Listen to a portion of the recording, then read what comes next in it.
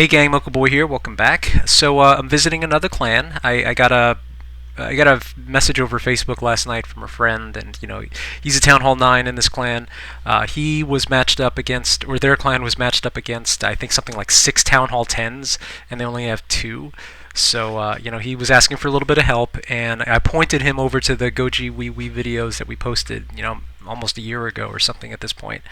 It's a regular GoWiWi raid with some giants sprinkled in with a very specific deployment pattern that allows you to penetrate deep into the core of a Town Hall 10 base. He was actually able to end up 3-starring this base with his troops, which was pretty damn cool. Not a super highly developed Town Hall 10. I mean, if anything, this is a Town Hall 8, or it's a Town Hall 9 with with just a couple of Infernos and an Expo.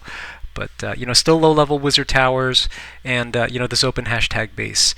But this was actually a base that, if you guys recall the original video, was hit. Very similar base was hit like this by one of our members, Willie Wang, and he almost 3-starred it.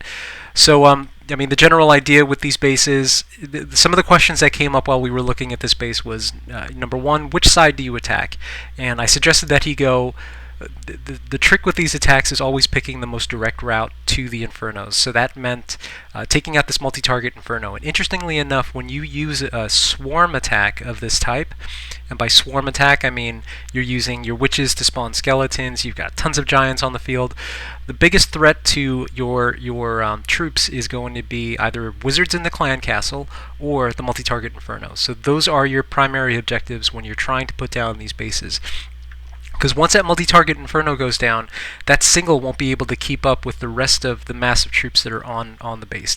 Now the next thing you have to figure out is how do you get your troops into the core of the base, because these weird hashtag bases work where if you deploy everything in the core, they all filter out around the side, and that's not what you want. So you want to make sure that you cut out these corners first before deploying your coring team, and then you would drop your jump right about there to get everything to target and funnel into the core of the base to gut the core of the base. It's a very simple funneling exercise, and one that he was able to do really easily.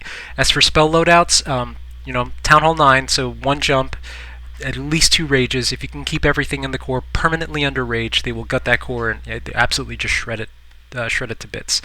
And then 1 heal once that first multi-target Inferno goes down to recharge the troops, and then collect your stars. Now what was interesting about this was he was able to, since this base had such low walls, he was able to march through this base over from one side to the other side. So there he is starting his funnel. He's got his 2 golems down and his trash wizards up in the north and east corners, starting to take out the trash. And he holds that jump until the last possible moment, and at least until these wizard towers go down.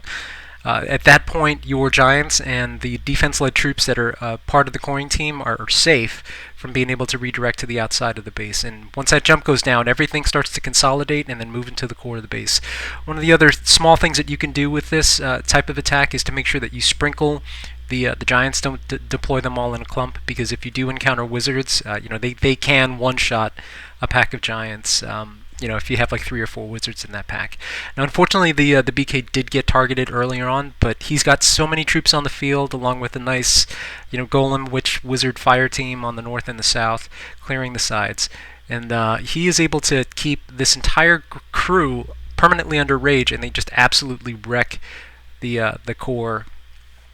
And then can move on to go into cleanup mode to take out the rest of the base, which is pretty fantastic there. And again, low walls, but this was a clan with only 2 Town Hall 10s up against a clan with 6 Town Hall 10s, and one of those situations where, as a TH9, you have to come up with something, to kind of tip the odds back in your favor. And so yeah, he was able to pull out a 3-star for this attack. So great job with that. Unfortunately, he did only 1 star at his next attack, but we won't talk about that.